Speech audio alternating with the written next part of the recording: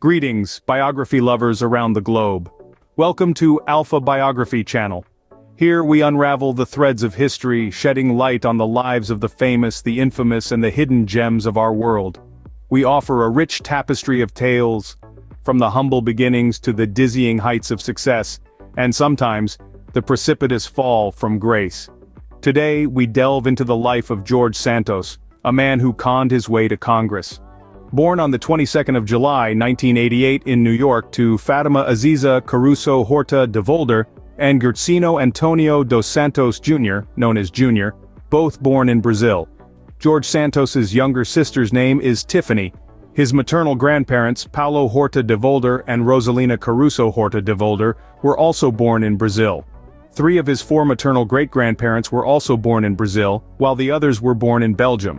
Fatima de Volder came to Florida from Brazil as a migrant worker to pick beans in 1985. She later relocated to New York City, where she worked as a housekeeper, cook, and nanny. Gertsino Santos worked as a house painter. George Santos has claimed dual citizenship in the US and Brazil. In 2013, a Brazilian court described him as an American. Santos is openly gay. He was married to a woman from 2012 to 2019, despite previously being out, but lived with men he was involved with from 2013 on. Santos did not widely acknowledge his marriage to the woman, a Brazilian national, until it was reported in December 2022. George Anthony de Volder Santos, commonly called George Santos, grew up in the New York City borough of Queens, and also for some time lived in Brazil. However, upon his return to the United States, he worked for several business entities in New York and Florida. In 2021, he established a company named the De Volder Organization. The company is closely held, and little information is available about the organization. A few weeks after his election into Congress, numerous news outlets and online media began to report that most of his reported accomplishments and biography were fabricated, including claims about his employment records, education, ancestral history, charitable works, financial accomplishments, property ownership, ethnicity, religion, and crimes of which he claimed to be a victim. Given the intense spotlight, Santos admitted to lying about his education and employment history, while his disclosures about his business activities, income, and personal wealth are nebulous, opaque, and self-contradictory. Santos holds a GED, Certificate of High School Equivalency. He attended Intermediate School 125, also known as IS 125 Thomas J. McCann Woodside Intermediate School, in Woodside, Queens, and Primary School 122, also known as PS 122, the Mamie Faye School, in Astoria. One of his classmates, who later successfully defended Santos in a criminal case, recalled that George Santos took English in class as a second language, like many other students at the schools from immigrant families, and often offered to take girls out on dates or shopping. From late 2011 to around mid-2012, Santos worked as a customer service representative at a call center for Dish Network in College Point, Queens. Santos was said to have been hired for his second language skill. He handled calls from Portuguese-speaking customers. Colleagues recalled him as having the gift of gab and good phone skills to deal with anxious customers, but he was also willing to bend the rules. It was confirmed by the New York Times that sometime after 2013, Santos worked for Hotels Pro, a subsidiary of Turkey-headquartered Met Global. In early 2016, Santos relocated to Orlando, Florida, where Hotels Pro was opening an office. He then registered to vote and changed his driver's license to his Florida residence. However, in 2017, using the name George de Volder, Santos began working in an unconfirmed capacity for Linkbridge Investors, a small company that hosts closed-door conferences for investors. His 2019 campaign disclosure form and a company document list him as a vice president, but that same year, the company president testified in a lawsuit that Santos was a freelancer who worked on commission. In early 2020, shortly after Santos launched his first campaign for Congress, he began working for Harbor City Capital, a Florida-based alternative investment firm. The Securities and Exchange Commission later filed a civil suit accusing the company of running a $17 million Ponzi scheme. In June 2020, during his first run for Congress, Santos, under the name George de Volder, opened an office for Harbor City Capital at 1345 Avenue of the Americas in Midtown Manhattan. The next month he became the firm's New York regional director. Santos was not personally named in the lawsuit, and he has publicly denied any knowledge of the fraud. In a 2020 interview, Santos claimed to be managing an estimated $1.5 billion in funds for Harbor City. with a fixed yield of 12% and an internal rate of return of 26%. Harbor City paid Santos at least through April 2021, after which he founded the DeVolder organization, which he has claimed as the basis of his wealth. An investor Santos had pitched Harbor City to said Santos called him after the SEC suit was filed, stating that he had lost about $1 million of his own as a result of the suit. Based on his financial disclosures, Santos was the sole owner and managing member of DeVolder organization, purportedly managing an estimated $80 million in assets. On his financial disclosure forms, Santos called DeVolder organization a capital introduction consulting firm. Although the company is based in New York, the company was registered in Florida, where it was dissolved in September 2022 for failing to file annual reports. Santos said that its accountant had missed the annual filing deadline. In 2022, the DeVolder organization lent George Santos' congressional campaign more than $700,000 and reported receiving a salary of $750,000 and dividends of $1 million to $5 million from DeVolder organization, even though he also listed the company's estimated value as in the same range. Santos has offered inconsistent and nebulous explanations of the DeVolder organization's business activities. The House Ethics Committee's investigation found that Santos incorporated DeVolder organization in May 2021, although he had reported income from it on his 2020 income tax return. In spite of claims about the company's size, Santos's financial disclosure forms listed no clients. Experts in election law have said that this omission might be problematic if such clients exist. In July 2022, it was estimated that DeVolder's revenue was less than $50,000. Santos listed himself as the registered agent on the paperwork for the company, indicating Florida rather than New York residence. The company's mailing address was a Merritt Island apartment purchased in August 2022.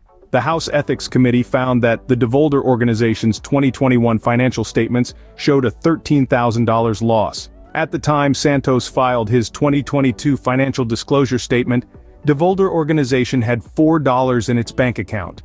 When Santos applied for the account, he had told the bank that the DeVolder organization made $800,000 in net profit every year and grossed $1.5 million, an amount far above what bank records showed it ever had. Representative Santos's use of both his business and personal accounts with the same bank seemed to primarily be to deposit and then withdraw funds, often at ATMs and/or in all-cash transactions, the committee reported. However, the source for the significant cash deposits, which were often made just before a withdrawal for a similar amount, remains unclear. George Santos ran as a Republican for the United States House of Representatives in New York's 3rd Congressional District against Democratic incumbent Tom Suozzi, starting his campaign in November 2019. Under normal circumstances, the Nassau County Republican Committee, known for the tight control which its leadership exercises over very competitive races for its nominations, would have discouraged an unknown candidate with such minimal experience.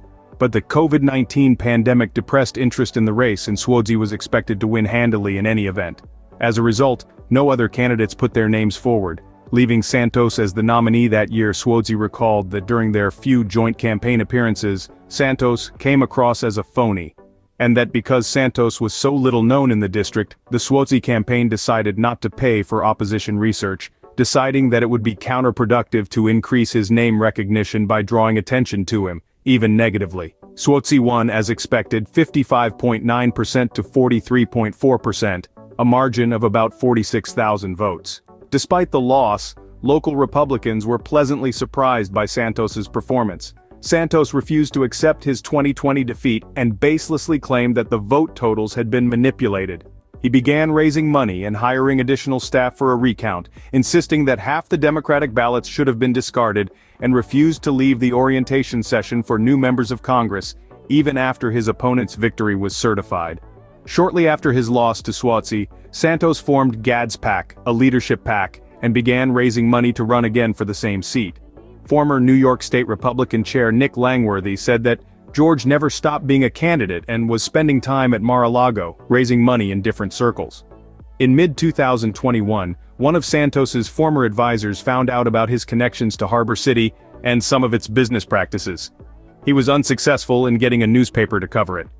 After learning that Santos falsely claimed to have been endorsed by Trump, A major New York Republican donor who could not verify his claimed work history shared her suspicions with friends close to Stefanik. Saying they were tired of being duped, the group asked Santos for his resume. He refused, telling them the request was an invasion of his privacy. Republican officials had privately discussed the dubiousness of Santos's claimed past employment and personal wealth, but assumed he would have been vetted in 2020. Some Republicans tried to recruit State Senator Jack Martins. After another candidate talked about running, Santos and his PACs donated $185,000 to the County Republican Committee, which soon endorsed him.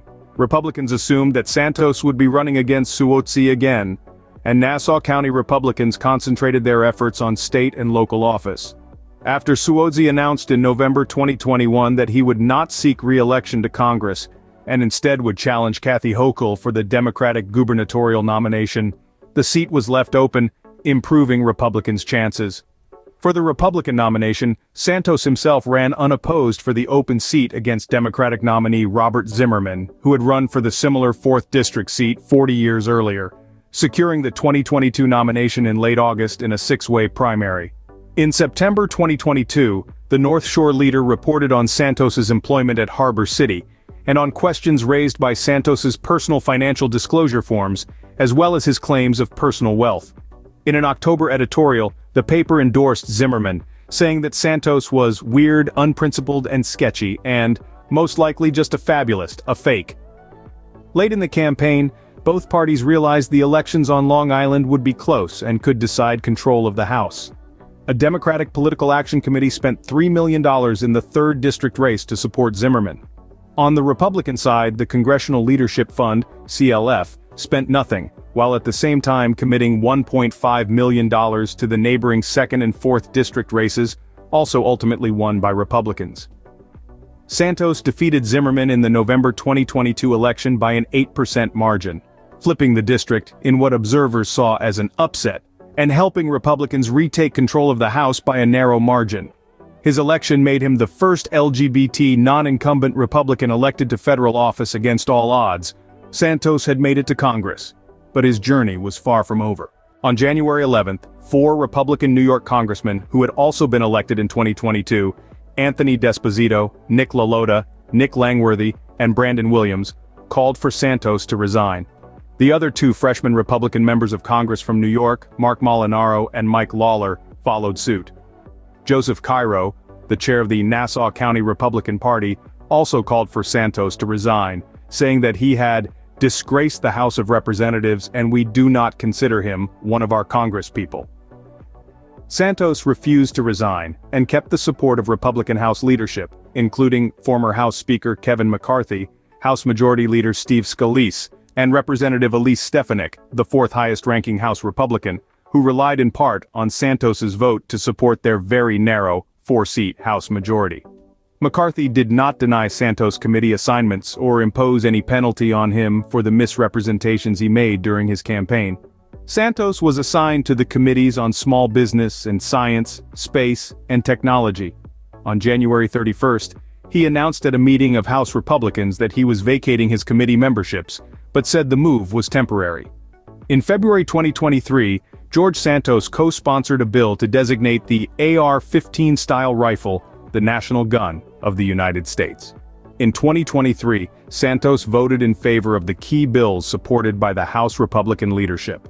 After his indictment in May, House Republican leadership reiterated that they would not seek to force Santos to resign or expel him from the House. A subsequent attempt by Democrats to force a vote on an expulsion resolution was blocked and referred to the Committee on Ethics. Later in 2023, House Democrats announced they would introduce a resolution to censure Santos. Unlike an expulsion, the measure would need only a simple majority to pass. Democrats said that Republicans who had informally criticized Santos should have no problem with a censure vote. 5 New York Republicans who had already called on Santos to resign, LaLota, Molinaro, D'Esposito, Langworthy, and Lawler, said they would vote for censure, as did Ohio Republican Max Miller. Roll Call reported in July 2023 that Santos's office considerably lagged behind those of members from neighboring districts in handling constituent service requests. Neither the Internal Revenue Service nor the Small Business Administration, the federal agencies that handle the bulk of those requests, reported having received or processed any from Santos's office. The 7 cases his office claimed were or had been before those agencies were few compared with neighboring members Desposito and La Lota. While the latter had announced he would handle requests from Santos's constituents, House ethics rules limit the amount of services members can perform for non-constituents, and so most were referred to the offices of Senators Kirsten Gillibrand and Charles Schumer, who did not say how many were coming from the 3rd District. In January 2023, Richie Torres and Dan Goldman, House Democrats from New York, filed an ethics complaint with the House Ethics Committee over Santos's financial disclosure reports. In March, the House Ethics Committee announced a formal inquiry and created a subcommittee to investigate allegations of having failed to provide proper financial disclosures to the House, sexual misconduct, and conflict of interest. In June, the committee announced that it was expanding its investigation to cover the unemployment fraud alleged in the May 2023 federal indictment of Santos. It announced that it had sought the voluntary cooperation of about 40 witnesses and subpoenaed 30 others. 2 months later, Reverend Steny Hoyer of Maryland, the most senior Democrat in the House and a former member of the party's leadership, wrote the Ethics Committee asking they make public whatever they had found so far about Santos. More than enough time has passed for the committee to conduct a fair and accurate assessment of the veracity of the allegations against Reverend Santos and of the scope of his misconduct, he said. On November 16, the Ethics Committee released its investigative subcommittee's report, accusing Santos of fraud similar to those he had already been criminally charged with, such as diverting campaign funds for personal use, as well as money raised for Redstone strategies that donors were told would be used on campaigns. The subcommittee listed some of those personal purposes, including over $4,000 to Hermes, plastic surgery and Botox, payments of personal credit card bills and other debts, travel to Atlantic City and Las Vegas that had no campaign purpose, and a small amount on OnlyFans subscriptions. In a news release accompanying the report, the committee said, its investigation revealed a complex web of unlawful activity involving Representative Santos's campaign, personal, and business finances. He sought to fraudulently exploit every aspect of his House candidacy for his own personal financial profit. It believed there was substantial evidence that Representative Santos violated federal criminal laws, some of which are the subject of the pending charges filed against him in court. Santos subsequently announced he would not run for re-election, although he would remain in Congress for the rest of his term. He called the report a disgusting politicized smear that shows the depths of how low our federal government has sunk. In May 2023, a grand jury in the U.S. District Court for the Eastern District of New York indicted Santos on 13 criminal charges, 7 counts of wire fraud, 3 counts of money laundering, 1 count of theft of public funds, and 2 counts of making materially false statements to the House of Representatives. Prosecutors accused Santos of 3 distinct schemes: fraudulent solicitation of political contributions, unemployment benefits fraud, and making false statements on the financial disclosure reports he submitted to the House of Representatives. In the fraudulent solicitation scheme, Santos allegedly persuaded 2 supporters to donate $25,000 each to a limited liability company controlled by him and then use the money for personal expenses. He told them it was a super PAC and that the money would buy TV ads to support his campaign. During the COVID-19 pandemic, Santos also allegedly obtained a total of $24,000 in unemployment benefits from mid-2020 to April 2021 while drawing an annual salary of $120,000. At the arraignment on the day the indictment was unsealed, Santos pleaded not guilty and was granted pre-trial release on a $500,000 bond with conditions, including surrendering his passport and restricting his travel to Long Island, New York City, and Washington, D.C. Afterwards, he told reporters that this was a witch hunt and that he was still running for re-election in 2024. Prosecutors turned over 80,000 pages of material to Santos's lawyers by June 2023. The names of the guarantors of Santos's $500,000 bail bond were initially under seal. Media outlets sought to unseal the names of the guarantors, a motion Santos opposed. District Judge Joanna Sabert denied Santos's appeal and ordered the names unsealed. They were revealed to be Santos's father, Gercino dos Santos Jr., and Aunt Elma Santos Prevenand. They had not been required to put up any cash or property as collateral for the bond, but would be liable for the entire amount if Santos fled. In August 2023, Santos said he would not consider a plea deal at that time. However, a month later, prosecutors told the judge that they were both sharing substantial new evidence with Santos and his lawyer, while looking at possible paths forward with them, raising speculation regarding a possible plea deal, which Santos has denied. On the 10th of October 2023, prosecutors filed a superseding indictment alleging 10 additional felonies committed by Santos, including conspiracy against the United States, wire fraud, aggravated identity theft, credit card fraud, and money laundering. In an October 27 court appearance, Santos pleaded not guilty to the new charges. Santos learned of the additional charges when questioned by reporters after leaving a House Republican conference meeting where he said he had not had access to his phone. In May 2023, after Santos was indicted on federal charges, Robert Garcia and other House Democrats introduced a resolution to expel him from the House, which requires a 2/3 vote, or 290 votes, in favor. On November 1st, the expulsion motion failed 213-179 with 19 voting present. Support was mostly from Democrats, joined by 24 Republicans, while 31 Democrats joined Republicans in opposing. Santos said the result was a victory for due process and dismissed the resolution as a political stunt by his colleagues anxious about their re-election prospects in 2024. On December 1st, the House voted to expel Santos, 311-114.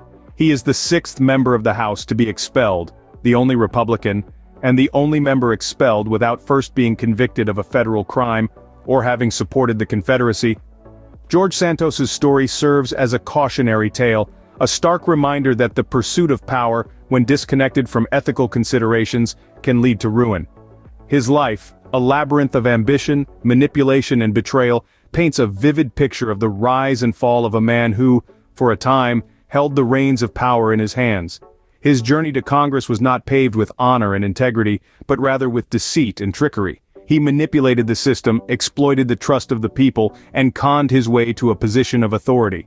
His election victory, while initially celebrated, would eventually become a symbol of his cunning and deceit. But as the wheels of justice slowly turned, the controversies surrounding Santos began to surface, casting a shadow over his fledgling political career. Accusations of corruption, fraud, and misuse of power led to his expulsion from Congress, a fall from grace that was as dramatic as his rise had been. Yet, even in the face of adversity, there are lessons to be gleaned from Santos's story.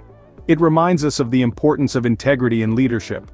It underscores the necessity of transparency and accountability in public service. It highlights the dangers of unchecked ambition, the repercussions of unethical actions, and the inevitable consequences of deceit.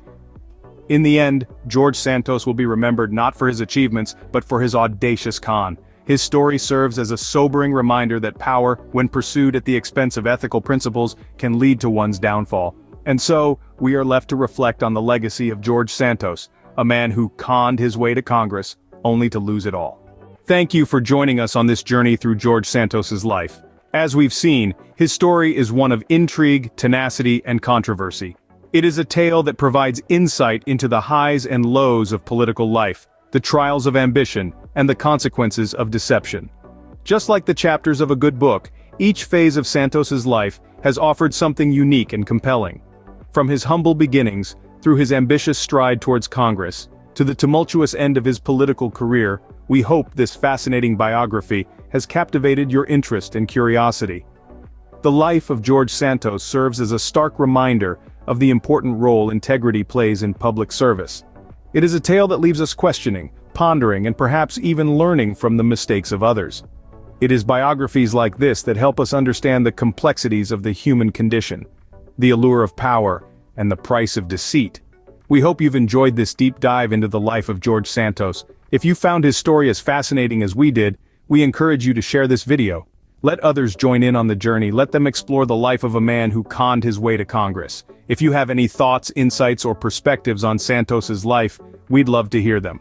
Leave a comment below and spark a conversation. It's through these discussions that we delve deeper, learn more, and gain a richer understanding of our world and the people who shape it. If you enjoyed this biography and wish to explore more lives, more stories, and more lessons, do consider subscribing to the Alpha Biography channel. This way, you'll never miss out on another fascinating biography. We have a wide array of stories lined up, tales of triumph, tragedy, and everything in between. Stay tuned for more intriguing biographies on Alpha Biography channel. Until next time, stay safe and keep safe.